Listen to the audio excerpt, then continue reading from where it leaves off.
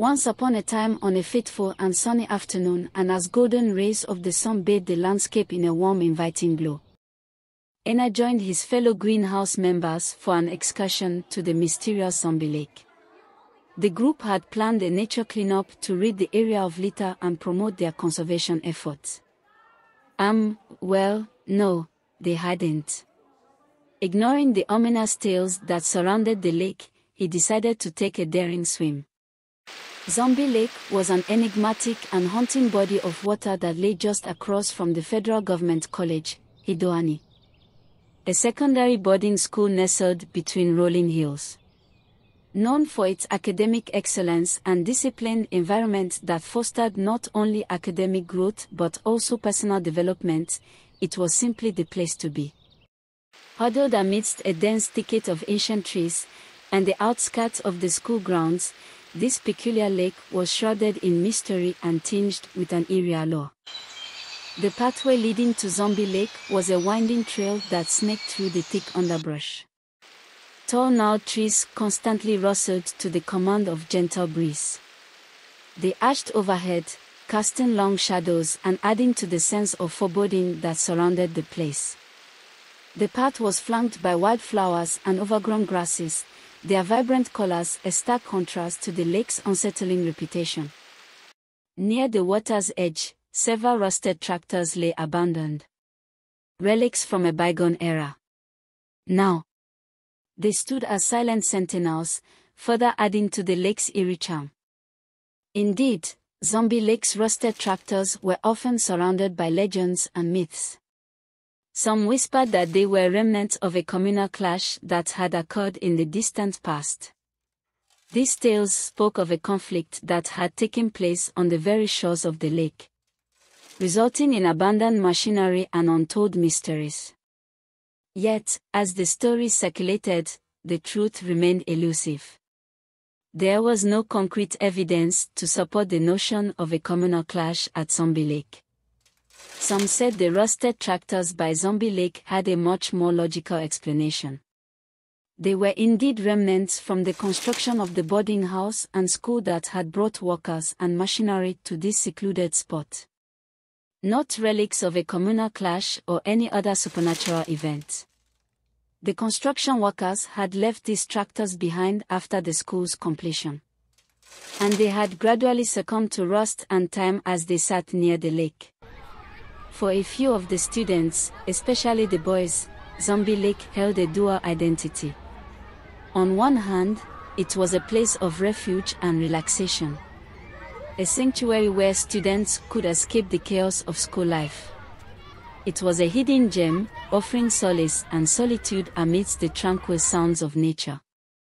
Yet, Zombie Lake also harbored a darker reputation.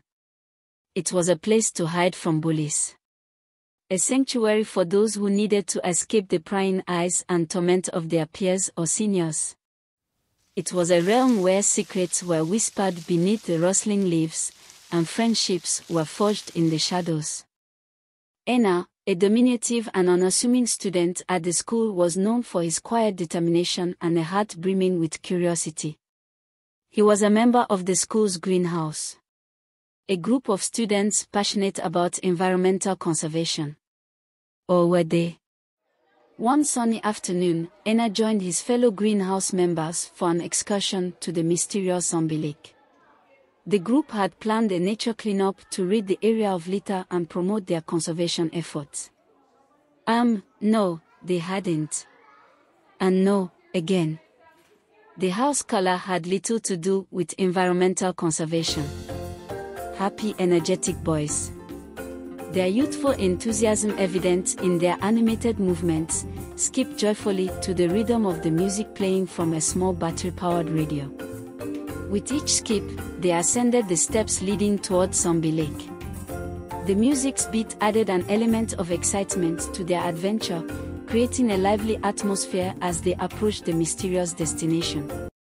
Now, the most striking feature of Zombie Lake was the layer of thick green algae that coated its surface from time to time.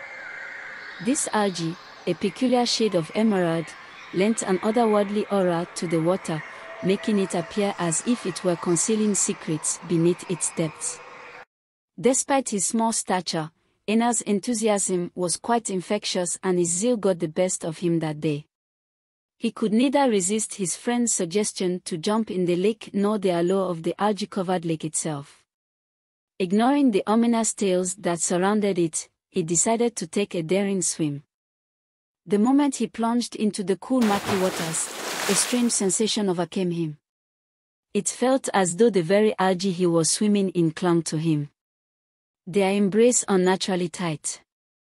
Unbeknownst to ENA, he had contracted a rare infection. A consequence of his risky venture into Zombie Lake. By the following morning, the infection began to manifest itself. ENA developed a high fever, accompanied by mysterious rashes that marred his skin. Unfortunately, ENA didn't feel well at all and had to go to the school's clinic for treatment. His Zombie Lake adventure had taken an unpleasant turn. His condition worsened, and the school nurse became deeply concerned. Nurse Ahmed cared tirelessly for ENA, taking every measure to understand the rare infection he had contracted. His symptoms were simply baffling, and the quarantine became a necessity to prevent the infection from spreading to other students. After a few days of isolation and intensive treatment, ENA's skin showed little signs of improvement, but the fever had thankfully subsided. Nurse Ahmed, relieved to see him making some progress, deemed it necessary for him to go home and to hospital too. Despite the fear and uncertainty that gripped the school, ENA remained resolute, his eyes filled with the same determination that had led him to swim in Zombie Lake. He fought through the worst of his illness, his spirit unbroken.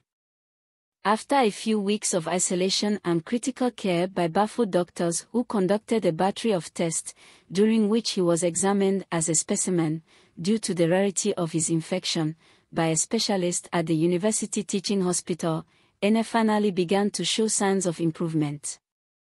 As ENA's health steadily improved, he returned back to school where life in the small village continued its quiet rhythm. He learned that Zombie Lake had been promptly fenced off following a number of incidents to ensure the safety of the students. Despite its unsettling name and the eerie tales that surrounded it, Zombie Lake held a unique place in the hearts of the students.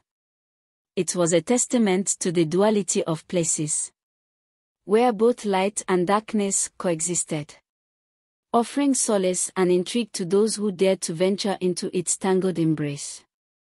They, however, couldn't visit this mysterious lake any longer. The students, realizing that moving on was their only option, did exactly that.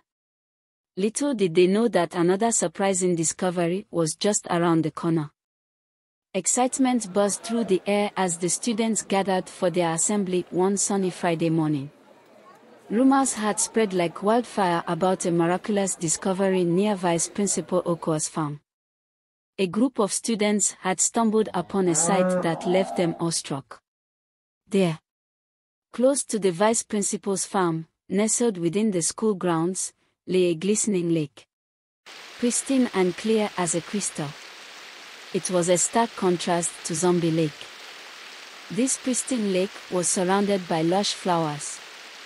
One of them dipped his hand into the water, and to his surprise, it was cool and refreshing. "This can't be real," he exclaimed. "We've never had a body of water like this." They peered into the lake and noticed colorful fish darting beneath the surface. "Look at those fish. Where did they come from?" one of them wondered aloud. This newfound body of water was precious and quickly earned the nickname New Zombie Lake among the students. It was a hidden gem that would not only add to the beauty of the school but also serve as a reminder that sometimes, amidst challenges and adversity, unexpected treasures can be uncovered. It brought new hope to the community and was sometimes referred to as Oko's Dam. The exuberant joy that erupted amongst the students was obvious as their faces lit with smiles. They couldn't hide their feelings because their hearts were filled with wonder and excitement at the discovery. It became a refreshing and tranquil spot for the students to relax while watching fish swim gracefully in the clear waters. It completely replaced the ominous memories of the old zombie lake with a revitalized sense of serenity and adventure. Most students showed no hesitation in clearing away leaves and debris around the lake. Two among them, a young boy and girl, took it upon themselves to make this task their responsibility. Do you know who they are? I think they liked each other too. But we are not gisting about them today. And yes, the once barren landscape around Vice Principal Oko's farm also flourished with crops, thanks to the new lake. It served as a reminder that sometimes, miracles can emerge from the most unexpected places. Although ENA'S journey had been arduous, he and others were reminded of the consequences of risky actions, even in the pursuit of noble causes. He emerged from the ordeal stronger than ever and thrived in his beloved school, often visiting the pristine new zombie lake. And the students all upheld the school's values and lived happily ever after. Or did they? Dear fellow alumni, if you can't or don't remember Zombie Lake as ENA did, send me your own true story. Like the one this picture represents. I'm laughing in Zombie Lake language because I can bet it will be ridiculously tapped by content thieves in the most alarming way.